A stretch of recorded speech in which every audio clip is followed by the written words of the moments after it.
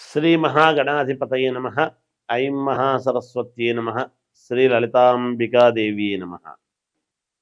రాశి ఫలాల కార్యక్రమంలో భాగంగా ఈ సెప్టెంబరు మాసము అంతా కూడా చివరి వరకు, మాసము ప్రారంభం నుండి చివరి వరకు కూడా ద్వాదశ రాసుల వాళ్లకు, అంటే 12 రాసుల వాళ్లకు, మేషము నుండి మీనరాశి వరకు అందరికీ ఎలా ఉండబోతుంది, ఏమి చేసుకుంటే మేలు జరుగుతుంది అనేటువంటి విషయాలు ప్రతి మాసము చెప్పుకుంటున్నట్టుగానే ఈ మాసము కూడా చెప్పడం జరుగుతున్నది.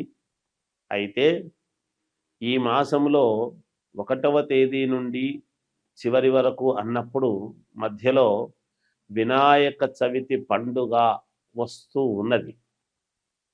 అలాగే ఏ రాశి వాళ్ళు వినాయక చవితి పండుగ రోజు ఏమి చేసుకుంటే మీ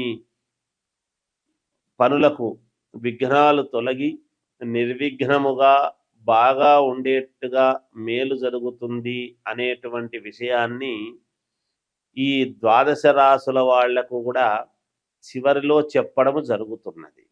అందువలన అసలు ఎలా ఉండబోతుంది, ఏ రాశి వాళ్లకు, ఏ రాశి వాళ్ళు ఏమి పరిహారము చేసుకుంటే మేలు జరుగుతుంది. వినాయక నవరాత్రులు వస్తున్నాయి. ఈ వినాయక నవరాత్రులలో ఏదో ఒక రోజు, ఏ రోజైనా పర్వాలేదు, ఏమి పాటిస్తే మీకు మేలు జరుగుతుంది. 11 రోజుల లోపల మొదటి రోజే అందరికీ కుదరకపోవచ్చును కదా. కాబట్టి 9 రోజులో, 11 రోజులో లేదా 3 రోజులో జరుగుతుంది. అయితే ఇళ్లల్లో పూజలు చేసుకుంటారు, వినాయక చవితి పూజలు. కానీ వినాయక దేవాలయములో చేసుకునేటువంటి పరిహారం ఏమిటి అనేటువంటిది నేను చెబుతాను. మనం ఏ కార్యక్రమం చేసినా ముందు వినాయకుడిని పూజిస్తాం. అలా మేలు జరగడానికి మీకు తెలియజేస్తున్నాను. పూర్తిగా విని శ్రద్ధగా అవి పాటించండి, తప్పకుండా మీకు విజయము లభిస్తుంది అనేటువంటిది తెలియజేస్తున్నాను. కర్కాటక రాశి వారికి ఈ సెప్టెంబరు మాసంలో ఎలా ఉండబోతుంది అంటే కొంతవరకు బాగుంది అనే చెప్పాలి. వృత్తి వ్యాపారాలు చేసుకునేటువంటి వాళ్లకు అభివృద్ధి అనేటువంటిది ఉంటుంది. సంఘములో గౌరవము పెరుగుతుంది. సుఖ భోజన ప్రాప్తి ఉంటుంది. అనుకూలంగా రావలసిన ధనము ఏదైతే ఉంటుందో అది ధన రూపకముగా కాకుండా వస్తువు రూపకముగా వస్తుంది మీకు. అలాగే బంధుమిత్రుల వలన పోయిన ధనాన్ని మీరు సాధించుకోవటం జరుగుతుంది గాక. చంచల బుద్ధి, ఒకే దాని మీద బుద్ధి ఉండదు. అలాగే దేహపీడ కలుగుతుంది, అంటే శరీరానికి కాస్త నలతగా ఉండటము, చేతగాకుండా ఉండటము అలాంటిది కలగవచ్చును. సంతానము విద్యయందు మేలు జరుగుతుంది, లేదా సంతానం ఇంకా వివాహమే కాని వాళ్లకు మీకు మీ విద్యయందు మేలు జరుగుతుంది, లేదా వివాహము కావటానికి అనుకూలవంతమైనటువంటి వాతావరణముగా ఉంది కాబట్టి వివాహ ప్రయత్నాలు చేసుకోవచ్చు, మేలు జరుగుతుంది. ధనలాభము ఉంటుంది, ధనము లాభముగానే ఉంటుంది గాక. అలాగే వృత్తి, మీరు ఏదైతే వృత్తి చేసుకుంటూ ఉన్నారో ఆ వృత్తిలో మంచి రాణింపు అనేటువంటిది కూడా ఉంటుంది. ఇంకా మెరుగైనటువంటి ఫలితాలు సాధించాలి, మేలు జరగాలి అని అనుకునేటువంటి వాళ్ళు 2.5 లీటరు పాలు తీసుకుని, అలాగే ఒక పసుపు పచ్చని రవిక గుడ్డ తీసుకుని 2 టెంకాయలు, ఇవి ఈ వినాయక నవరాత్రులలో అక్కడ వినాయకుని గుళ్ళో ఇవ్వండి, మేలు జరుగుతుంది. మీకు మెరుగైనటువంటి ఫలితాలు సాధించుకోగలుగుతారు. జయోస్తు. భాద్రపద మాసము యొక్క విశిష్టత, వైశిష్ట్యం ఏమిటి అని మనం ఒక్కసారి చూసుకున్నట్లయితే శ్రావణ మాసం అయిపోతూనే భాద్రపద మాసము వస్తుంది. భాద్రపద శుద్ధ చవితి వినాయక చవితి. ఆ వినాయక నవరాత్రులు 11 రోజుల 9 రోజుల అనేటువంటిది మనం చేయడం జరుగుతూ ఉన్నది వినాయక నవరాత్రులు. అయితే భాద్రపద మాసము అనంగానే కలవు చండీ వినాయకవు అని. కలియుగములో చండీ అంటే అమ్మవారు పార్వతీదేవి కదా, అందువలన అమ్మవారిది వినాయకవు అన్నాడు. అంటే వినాయకుడు. మనం ఏ కార్యక్రమము చేసినా, ఏ పూజ చేసినా, ఏది తలపెట్టినా ముందు గణపతి పూజ చెయ్యందే, ముందు గణపతి స్మరణ చెయ్యనిదే మనం ఏది చేయటానికి లేదు. ఎందుకంటే దేవతలు కూడా గణపతికి ప్రథమ గణాధిపత్యం అనేటువంటిది ఇచ్చారు. కాబట్టి మనము కార్యము ఏది తలపెట్టినా అది నిర్విఘ్నముగా సాగాలి అంటే అందుకని వినాయకుడి యొక్క మననం మనం చెయ్యాలి. అందుకే ఏదైనా ఒక శుభకార్యం చేస్తున్నామంటే ముందు వినాయకుడిని చేసి పెట్టకూడదు పసుపుతో. అలా వినాయకుడిని చేసి పెట్టాము అంటే కార్యక్రమం అంతా ఆలస్యం అవుతుంది.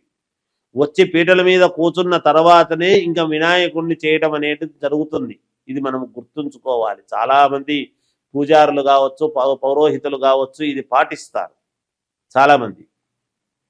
అలా విఘ్నాలు కలిగించేటువంటి వాడు వినాయకుడే, ఎవరో కాదు. అందుకనే మనము వినాయకుడిని మనము ఎటువంటి విఘ్నాలు లేకుండా నిర్విఘ్నముగా సాగాలి స్వామి అనేటువంటి ఇదితో మనం వినాయకుని పూజలు చేస్తాం. అటువంటి వినాయక నవరాత్రులు అనేటువంటివి మనము జరుపుకుంటూ ఉంటాము ఈ యొక్క ఇదిలో. తర్వాత ఈ నిమజ్జనము అది అయిన తర్వాత వెంటనే మహాలయ పక్షాలు ప్రారంభమవుతాయి 18వ తేదీ నుండి. మహాలయ పక్షాలు అంటే ఆ పక్షమి 15 రోజులు మనం ఏమి చేయడానికి ఉండదు. మహాలయ పక్షాల్లో అంటే పితృకార్యక్రమాలు అవి చేసుకోవటానికి చాలా ఉపయోగపడతాయి. అంటే పొరపాటున గనక మనము ఎప్పుడైనా పితృకర్మలు చేయకపోతే లేదా పితృదోషాలు ఉండేటువంటి వాళ్లకు వంశపారపర్యముగా మేము ఎంత కష్టపడుతున్నా మాకు బాగా జరగడం లేదు గురువు గారు, ఏమి దోషం ఉందో ఏమో, మా జాతకాల్లో మేము అన్నీ చూపించుకున్నాము, మరి ఎందుకో మేము ముందుకు వెళ్ళలేకపోతున్నాము, మేము ఈ వ్యాపారంలో కలిసి రావడం లేదు, ఈ ఉద్యోగంలో నాకు ఇబ్బందిగా ఉంది, లేదా ఇది జరగడం లేదు అని వస్తారు. చాలా మందికి పితృదోషాలు అనేటువంటివి ఉంటాయి. ఈ పితృదోషాలు అనేటువంటివి ఎక్కడి నుంచి వస్తాయంటే మనము చేసేటువంటి పనులు మన పిల్లలకు రావటం అనేటువంటిది జరుగుతుంది. అందుకనే మనము పుణ్యము చేస్తే పుణ్యము పిల్లలకు వస్తుంది, మనం ఏదైనా ఇబ్బందులు చేస్తే ఇబ్బందులు పిల్లలకు వస్తాయి. అది గమనించాలి. అది అలాంటి పితృదోషాలు అవి ఉండి వాటి వలన ఎవరెవరికి ఎటువంటి పితృదోషాలు ఉన్నాయి ఏమిటి అనేటువంటి వాటి పరిహారాలు చేసుకోవటానికి మనము జీవితంలో ముందుకు వెళ్ళటానికి ఆ మహాలయ పక్షం అనేటువంటివి మనకు చాలా వరకు మేలు చేస్తుంది. అటువంటి సమయంలో గనక దోషాలు పోవడానికి గనక మనం చేసుకున్నాము అంటే మన జీవితంలో ఎన్నో కోట్ల రెట్లు మేలు జరిగే అవకాశం ఉంటుంది. ఎప్పటి నుంచో బాధపడుతుండేటువంటి బాధలన్నీ కూడా తొలగిపోయి మేలు చేసుకోవచ్చు. అయితే ఎటువంటి పరిహారాలు గురువు గారు అనవచ్చును. అయితే ఎవరి జాతకాన్ని బట్టి వాళ్లకు పరిహారాలు ఉంటాయి, ఎవరి స్థితిగతులను బట్టి వాళ్లకు పరిహారాలు ఉంటాయి. అంటే స్థితిగతులను బట్టి పరిహారాలు అంటే డబ్బు గురించి అని కాదు, జాతక స్థితిగతులను బట్టి, జాతకములో ఉండేటువంటి నవగ్రహ స్థితిగతులను బట్టి నేను చెబుతున్నాను. ఆస్తిపరుడైతే ఎక్కువ ఉంటుంది, ఆస్తి లేని వాళ్ళకైతే తక్కువ ఉంటుంది అని ఆ ఉద్దేశంతో అనడం లేదు. అంటే ఉన్న గ్రహస్థితులను బట్టి, వాటి యొక్క కర్మ ఫలితాలను బట్టి, పితృదోషాలు ఎటువంటి ఉన్నాయి ఏమిటి అనేటువంటిది చూసుకొని ఎటువంటి దోషాలను మనము పోగొట్టుకుంటే మేలు అనేటువంటి దానికి మహాలయ పక్షాలు ఉన్నాయి. ముందు వినాయకుడి యొక్క పూజలు జరుగుతూ ఉన్నాయి, నవరాత్రులు. ఇవి రెండూ కూడా భాద్రపద మాసములో రావటము విశేషం. ఎప్పుడూ కూడా భాద్రపద మాసంలోనే వస్తాయి. దీంట్లో పెద్దగా ఏమీ ఆలోచన ఏమి లేదు. అంటే పౌర్ణమి వరకు చూడండి, భాద్రపద శుద్ధ పౌర్ణమి వరకు వినాయకుడి యొక్క వ్యవహారాలన్నీ కూడా నడుస్తాయి.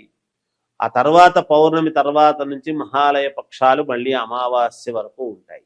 ఆ తర్వాతనే మనకు ఏమిటి అంటే మళ్ళీ నవరాత్రులు, అమ్మవారి నవరాత్రులు. అందుకే నేను మొదట్లోనే కలవు చండీ వినాయకవు అన్నాను. అమ్మవారి నవరాత్రులు అంటే మొదట కొడుకువి నవరాత్రులు, తర్వాత తల్లికి నవరాత్రులు, వీళ్ళిద్దరికే నవరాత్రులు. పేరు ఏది పెట్టినా గుప్త నవరాత్రులని ఇవన్నీ కూడా తర్వాత మళ్ళీ మనం చెబుతాం మామూలుగా.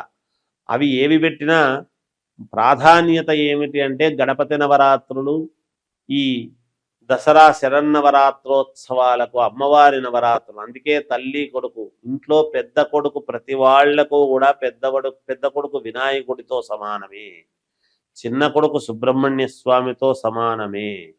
అదేమిటి గురువు గారు ఒకవేళ 3-4 కొడుకులుంటే అని అనుకోవచ్చు. నేను మాట వరుసకే చెప్పాను పెద్ద కొడుకు వినాయకుడు లాంటి వాడు అని.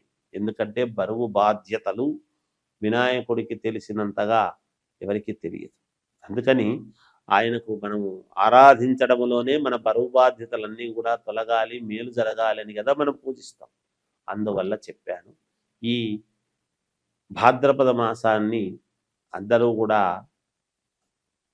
సద్వినియోగం చేసుకొని మీకు తగిన తోచిన విధముగా గణపతి నవరాత్రులలో పాల్గొని మీరు ఇది చేసుకోండి. తర్వాత మహాలయ పక్షాలలో మీకు కావాల్సినటువంటి అయ్యగారుల దగ్గరికి వెళ్ళి మీ జాతకాలను చూపించుకొని ఏమైనా పితృదోషాలు ఉంటే ఈ మహాలయ పక్షంలో ఈ 15 రోజులలో అవి పోగొట్టుకునే విధముగా చేసుకోండి. తద్వారా మీ ఎదుగుదలకు మీరే మూర్ధన్యులు కండి, మేలు జరుగుతుంది. జయోస్తు.